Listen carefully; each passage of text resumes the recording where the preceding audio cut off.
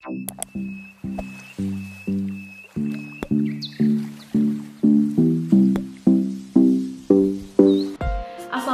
warahmatullahi wabarakatuh. Thank you very much for coming in my video and welcome back to my channel. Dalam video kali ini kita akan membahas materi tentang pemahaman pasar tenaga kerja, dalam hal ini yaitu jasa, inflasi, dan pengangguran. Nah, di sini kita lihat pada pasar permintaan dan penawaran tenaga kerja. Ini ada kurva ya, ada dua kurva. Ada pada gambar 1 di mana ada pengaruh permintaan dan penawaran di pasar input dan output. Nah, di sini garis biru dan garis ungu di sini ada garis D ya, demand, permintaan, kemudian garis merahnya S, supply, penawaran. Nah, untuk di sini bisa dibaca pada keterangan bahwa pada gambar sebelah kiri ya, untuk permintaan dan penawaran suatu produk atau output akan mempengaruhi besarnya harga. Nah, dalam kasus ini yaitu pada titik P. Nah, P-nya di sini ya, itu yang dibintangin, di situ price-nya ya, harganya. Nah, makanya kemudian ini akan mempengaruhi besarnya harga, di mana tadi ya permintaan dan penawaran suatu produk yang akan pengaruhnya itu pada price atau harga. Nah, itu ditunjukkan pada titik P. Nah, kemudian kurva yang sebelah kanan ini menunjukkan adanya pengaruh permintaan dan penawaran atas tenaga kerja. Di sini input ya, input. Nah, terhadap apa? W-nya ini wage ya, upah. Dalam hal ini sebesar W-nya, sebesar wage-nya, sebesar upahnya. Kemudian pasar permintaan dan penawaran tenaga kerja ini juga kita bisa lihat untuk kasus sederhananya dalam tabel bisa dilihat, di mana di sini ada keterangannya. Untuk L-nya adalah kuantitas tenaga kerja ya, kemudian Q-nya yaitu tingkat output, MPL di sini marginal product of labor. Kemudian untuk MPL di sini itu besarannya itu diambil dari delta Q per delta L. Jadi delta Q-nya, tingkat outputnya itu dibagi dengan delta L, kuantitas tenaga kerja atau labornya. Nah, MPL di sini ini merupakan penambahan kuantitas output yang dihasilkan dari setiap penambahan tenaga kerja. Nah, untuk P-nya di sini adalah harga, output atau unit price ya, seperti biasa. Kemudian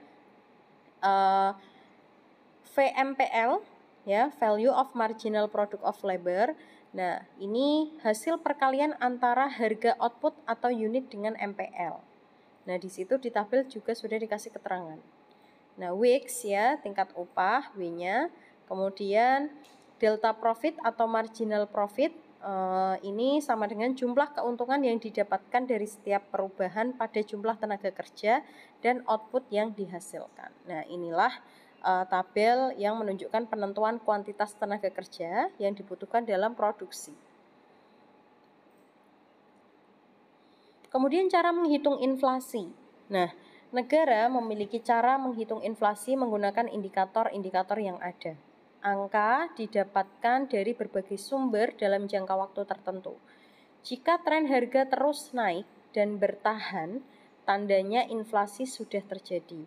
Berikut adalah indikator yang dimiliki oleh pemerintah ya. Ada IHK, Indeks Harga Konsumen, yang merupakan harga rata-rata kebutuhan konsumen. Kemudian indeks harga produsen yang merupakan harga rata-rata dari bahan baku untuk produksi. Indeks harga komoditas yaitu menilik harga barang-barang tertentu. Kemudian indeks biaya hidup melihat pada rata-rata biaya hidup di masyarakat. Dan yang kelima, melihat besarnya perubahan harga PDB ya, atau produk domestik bruto. Ada contoh soal ini bisa dipahami untuk laju inflasi sendiri. cara menghitung inflasi rata-rata per tahun adalah dengan menghitung selisihnya, yaitu dibagi dengan IHK ya. IHK tadi indeks harga konsumen dan yang terbaru dan dikalikan dengan 100. Nah, ilustrasinya bisa dilihat pada kotak yang diputihin ini.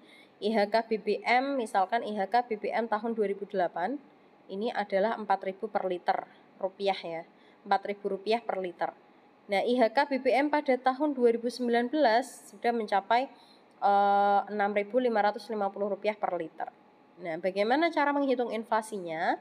Maka IHK BBM tahun 2019 dikurangi dengan IHK BBM tahun 2008, yaitu 6.550 dikurangi 4.000 rupiah ya, dibagi dengan IHK BBM tahun 2019 dikali dengan 100.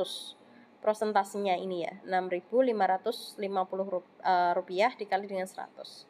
Ketemunya ada 38,9%.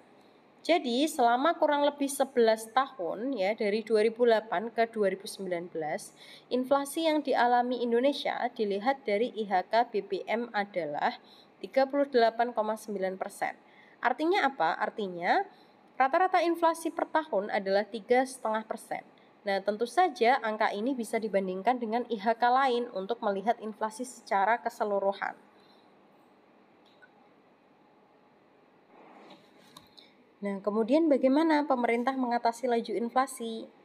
Pemerintah perlu memiliki berbagai kebijakan, instrumen, serta strategi untuk mengatasi inflasi yang terjadi di masyarakat.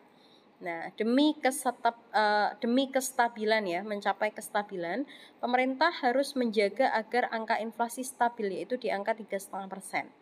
Nah, melalui apa? Melalui kebijakan fiskal, moneter, dan kebijakan lainnya. Nah, ini sudah sangat sering kita bahas di pertemuan-pertemuan sebelumnya. Nah, salah satu program yang terus dijalankan pemerintah yaitu keterjangkauan harga, ketersediaan pasokan, koordinasi komunikasi yang efektif, dan kelancaran distribusi. Nah, keempat hal ini dapat membantu banyak dalam menghadang ya, atau mencegah inflasi terjadi, terutama jika semua pihak ikut bekerja keras dan mewujudkannya. Kita berpindah pada pembahasan pengangguran ya. Nah, di sini apalagi yang masih hangat-hangatnya ketika kemarin sempat ada pandemi COVID-19 ya, terutama banyak kasus pengangguran meningkat karena beberapa perusahaan banyak melakukan PHK besar-besaran untuk mengurangi biaya-biaya perusahaan selama pandemi, sehingga mereka mengurangi tenaga kerja yang ada di perusahaan. Nah, ini kita lihat ada salah satu isu atau berita ya, kemarin terutama pada pandemi virus corona COVID-19, ini menyebabkan tingkat pengangguran di banyak negara di dunia mengalami lonjakan yang cukup besar. Nah, sebab apa? Sebab kegiatan ekonomi ini banyak yang mandek akibat dilakukan pembatasan sosial untuk menekan penyebaran virus. Nah, jadi Menteri Perencanaan Pembangunan Nasional ya, ini juga memaparkan di Indonesia jumlah angka pengangguran meningkat 3,7 juta orang akibat pandemi COVID-19. Nah, angka pengangguran hari ini ya, pada saat pandemi ini kenaikannya cukup besar, sekitar 3,7 juta orang dalam perhitungan Bappenas. Nah, ini sebuah angka yang relatif besar karena ini menjadi salah satu pertimbangan pemerintah untuk meningkatkan defisit fiskal menjadi 5,2% dari yang sebelumnya 4,17% pada tahun 2020. Nah, sebelumnya jadi ini ya, terutama kemarin itu, makanya ini menjadi perhatian penuh untuk kasus pengangguran di beberapa tahun terakhir ini. Itu untuk pembahasan lebih lanjut, silahkan kalian bisa didiskusikan karena materi tentang inflasi, tentang pengangguran, pasar tenaga kerja ya, jasa ini kita sudah dipeta-petakan kemarin dengan materi atau sub pembahasan yang beda-beda. Jadi sudah ada masing-masing. Nah, tinggal pengembangan saja, studi-studi kasus untuk saat ini kalian bisa diskusikan di WA Group. Terima kasih, cukup dari saya. Wallahul muwaffiq ilal aqwamit thoriq. Wassalamualaikum warahmatullahi wabarakatuh. Karena kalian sudah nonton sampai akhir, dan jika kalian suka, jangan lupa like, comment, dan subscribe. Oke, assalamualaikum warahmatullahi wabarakatuh.